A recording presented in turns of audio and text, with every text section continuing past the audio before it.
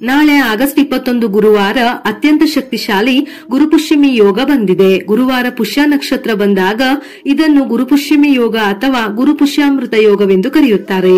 ನಿಗದಿತ ಮುಹೂರ್ತಗಳಲ್ಲಿ ಒಳ್ಳೆಯ ಕೆಲಸವನ್ನು ಮಾಡಿದರೆ ಶುಭ ಲಾಭವಾಗುತ್ತದೆ ಎಂದು ಪಂಚಾಂಗ ಹೇಳುತ್ತದೆ. ಇಂತಹ ಶುಭ ಮುಹೂರ್ತಗಳಲ್ಲಿ ಪುಷ್ಯ ನಕ್ಷತ್ರವು ಕೂಡ ಒಂದು. ಈ ನಕ್ಷತ್ರವು ಸನ್ಮಂಗಳವನ್ನುಂಟು ಮಾಡುತ್ತದೆ. ಈ ಅದ್ಭುತವಾದ ಯೋಗವು ಬಹಳ ವಿರಳವಾಗಿ ಸಂಭವಿಸುತ್ತದೆ. ಹಾಗಾಗಿ ನಾಳೆಯ ದಿನ ತಪ್ಪದೆ ಗುರುವಿನ ಆರಾಧನೆಯನ್ನು ಮಾಡಬೇಕು. ಇದರ ಜೊತೆಯಲ್ಲಿ ವಿಷ್ಣು ಸಮೇತ ತಾಯಿ ಲಕ್ಷ್ಮಿಯನ್ನು ಪೂಜಿಸಬೇಕು. ಈ ದಿನ ಶ್ರದ್ಧಾ ಭಕ್ತಿಯಿಂದ ಲಕ್ಷ್ಮಿಯನ್ನು ಪೂಜಿಸಿದರೆ ಶಾಶ್ವತವಾಗಿ ಲಕ್ಷ್ಮಿಯ ಅನುಗ್ರಹ ಪ್ರಾಪ್ತಿಯಾಗುತ್ತದೆ. ಯಾಕೆಂದರೆ ಪುಷ್ಯ ನಕ್ಷತ್ರದಲ್ಲಿಯೇ ತಾಯಿ ಲಕ್ಷ್ಮಿಯು ಜನಿಸಿದಳೆಂದು ಹೇಳುತ್ತಾರೆ. ಇದರಿಂದ ದುಪ್ಪಟ್ಟು ಫಲಗಳು ಲಭಿಸುವುದಲ್ಲದೆ ಮನೆಯಲ್ಲಿ ಸಕಲ ಸಂಪತ್ತುಗಳು ಪ್ರಾಪ್ತಿಯಾಗುತ್ತದೆ. ಈ ಯೋಗವು ಬೆಳಿಗ್ಗೆ 5 ಗಂಟೆಯಿಂದ ರಾತ್ರಿ 12 ಗಂಟೆಯವರೆಗೆ ಇರುತ್ತದೆ. ಈ ಸಮಯದಲ್ಲಿ ಗುರುಗ್ರಹದ ಪ್ರಭಾವವು ಅಧಿಕವಾಗಿರುತ್ತದೆ. ಈ ನಕ್ಷತ್ರದಲ್ಲಿ ಕೆಲವು ಪರಿಹಾರಗಳನ್ನು ಮಾಡುವುದರಿಂದ ನಿಮ್ಮ ಹಣೆ ಬರಹವನ್ನೇ ಬದಲಾಯಿಸಿಕೊಳ್ಳಬಹುದು.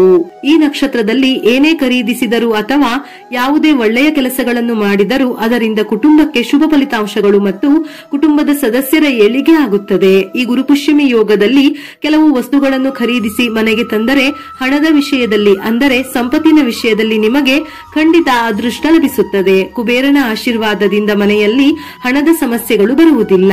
ನಮ್ಮ ಶಾಸ್ತ್ರಗಳ ಪ್ರಕಾರ ಈ ಪುಷ್ಯ ನಕ್ಷತ್ರದಲ್ಲಿ ಚಿಕ್ಕದೊಂದು ಚಿನ್ನವನ್ನು ಖರೀದಿಸಿದರೂ ಕೂಡ ಲಕ್ಷ್ಮೀ ಕಟಾಕ್ಷದಿಂದ ನಿಮ್ಮ ಜೀವನದಲ್ಲಿ ಉನ್ನತ ಮಟ್ಟಕ್ಕೆ ಇರುತ್ತೀರಿ. ಹಾಗೆಯೇ ಚಿನ್ನವನ್ನೇ ಖರೀದಿಸಬೇಕೆಂದೇನೂ ಇಲ್ಲ. ನಾಳೆ ತಪ್ಪದೆ ಚಿನ್ನಕ್ಕೆ ಸಮಾನವಾದ ಅರಿಶಿನ ಅಥವಾ ಅರಿಶಿನದ ಕೊಂಬನ್ನು ಖರೀದಿಸಿದರೂ ಚಿನ್ನ ಖರೀದಿಸಿದಷ್ಟೇ ಫಲ ಲಭಿಸುತ್ತದೆ. ಏಕೆಂದರೆ ಅರಿಶಿನವು ಹಣವನ್ನು ಆಕರ್ಷಿಸುತ್ತದೆ.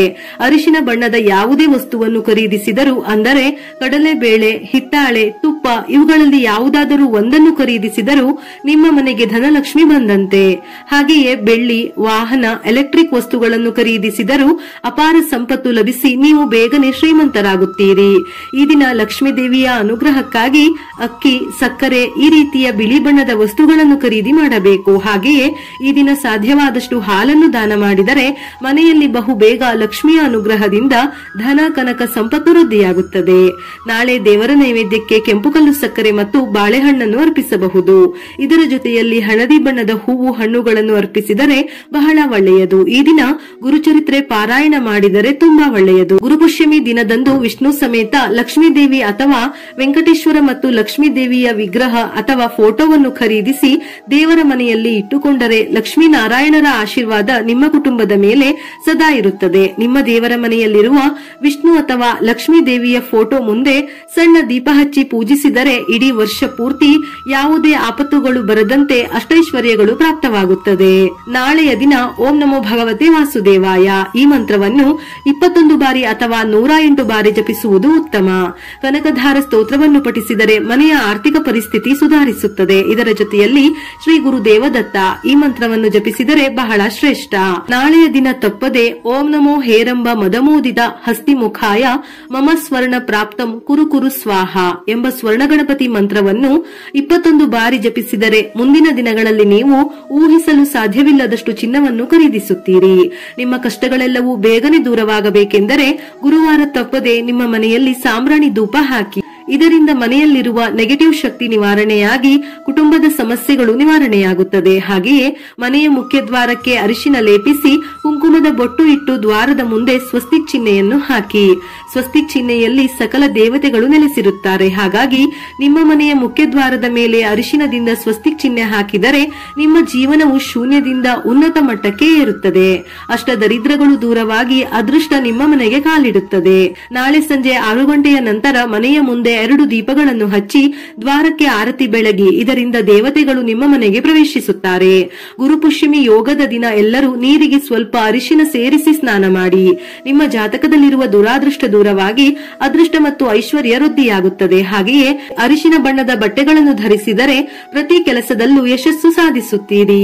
ತುಳಸಿ ಗಿಡಕ್ಕೆ 5 ಪ್ರದಕ್ಷಿಣೆಗಳನ್ನು ಹಾಕಿದರೆ ಕೋರಿದ ಕೋರಿಕೆಗಳು ಕೂಡಲೇ ನೆರವೇರುತ್ತದೆ. ಹಣ ಇಡುವ ಜಾಗದಲ್ಲಿ 5 ಏಲಕ್ಕಿಯನ್ನು ನಾಳೆಯ ದಿನ ತಪ್ಪದೇ ಇಡಿ. ಹಣದ ಸಮಸ್ಯೆಯಿಂದ ಬಳಲುತ್ತಿರುವವರು ಗೋಮಾತೆಗೆ ಆಹಾರ ತಿನ್ನಿಸಿದರೆ ಆರ್ಥಿಕ ಸಮಸ್ಯೆಗಳು ನಿವಾರಣೆಯಾಗಿ ಹಣದ ಹರಿವು ಹೆಚ್ಚುತ್ತದೆ. ಗುರುಪುಷ್ಯಮಿ ದಿನದಂದು ಬಡವರಿಗೆ ಆಹಾರ ಮತ್ತು ವಸ್ತ್ರದಾನ ಮಾಡುವುದು ಉತ್ತಮ. ಬ್ರಾಹ್ಮಣರಿಗೆ ಊಟ ಹಾಕಿ ದಕ್ಷಿಣೆ ಕೊಟ್ಟು ಆಶೀರ್ವಾದ ಪಡೆದರೆ ನಿಮ್ಮ ಕುಟುಂಬಕ್ಕೆ ಒಳ್ಳೆಯದಾಗುತ್ತದೆ. ಈ ಪುಷ್ಯ ನಕ್ಷತ್ರದಲ್ಲಿ ಯಾವುದೇ ಕೆಲಸವನ್ನು ಪ್ರಾರಂಭಿಸಿದರೂ ಒಳಿತಾಗುತ್ತದೆ. ಹೊಸ ವ್ಯವಹಾರಗಳು, ಹೊಸ ಕೆಲಸಗಳನ್ನು ಕೈಗೆತ್ತಿಕೊಂಡರೂ ಅಥವಾ ಗೃಹ ಪ್ರವೇಶ ಮಾಡಿದರೂ ಶಾಶ್ವತವಾದ ಐಶ್ವರ್ಯ ಲಭಿಸುತ್ತದೆ. ನಾಳೆಯ ದಿನ ಶ್ರೀಯಂತ್ರವನ್ನು ತಂದು ದೇವರ ಮನೆಯಲ್ಲಿ ಇಟ್ಟುಕೊಂಡರೆ ಕುಬೇರನ ಆಶೀರ್ವಾದದಿಂದ ನಿಮ್ಮ ಆದಾಯ ಹಂತ ಹಂತವಾಗಿ ಹೆಚ್ಚಿ ಬೇಗನೆ ಶ್ರೀಮಂತರಾಗುವ ಅವಕಾಶವಿದೆ. ಈ ದಿನ ಯಾವುದೇ ಒಳ್ಳೆಯ ಕೆಲಸಗಳನ್ನು ಮಾಡಿದರೂ ಸಿದ್ಧಿಯಾಗುತ್ತದೆ. ಆದರೆ ಮದುವೆಗೆ ಸಂಬಂಧಪಟ್ಟಂತಹ ಯಾವುದೇ ಆಚರಣೆಗಳನ್ನು ಈ ಯೋಗದಲ್ಲಿ ಮಾಡುವುದು ಅಶುಭ. ಯಾಕೆಂದರೆ ಈ ಯೋಗವು ಬ್ರಹ್ಮದೇವನಿಂದ ಶಾಪಗ್ರಸ್ತವಾಗಿದೆ. ಹಾಗಾಗಿ ಈ ಯೋಗದಲ್ಲಿ ಮದುವೆ ಆಚರಣೆಗಳನ್ನು ಮಾಡಿದರೆ ಕೆಡಕಾಗುತ್ತದೆ. ಮದುವೆಯ ಮಾತುಕತೆ ಅಥವಾ ನಿಶ್ಚಿತಾರ್ಥ ಇಂತಹ ಕಾರ್ಯಗಳನ್ನು ಅಪ್ಪಿತಪ್ಪಿಯೂ ಮಾಡಬಾರದು.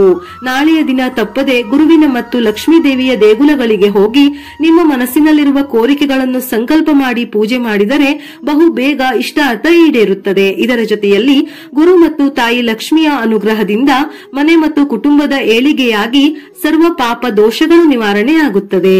ವಿಡಿಯೋ ಇಷ್ಟ ಆಗಿದ್ದಲ್ಲಿ ಮರೆಯದೆ ಲೈಕ್ ಕೊಟ್ಟು ನಿಮ್ಮವರಿಗೆ ಶೇರ್ ಮಾಡಿ. ಇದೇ ರೀತಿಯ ಮನಮುಟ್ಟುವ ಉಪಯುಕ್ತ ಮಾಹಿತಿಗಳಿಗಾಗಿ ಮತ್ತೆ ಭೇಟಿಯಾಗೋಣ.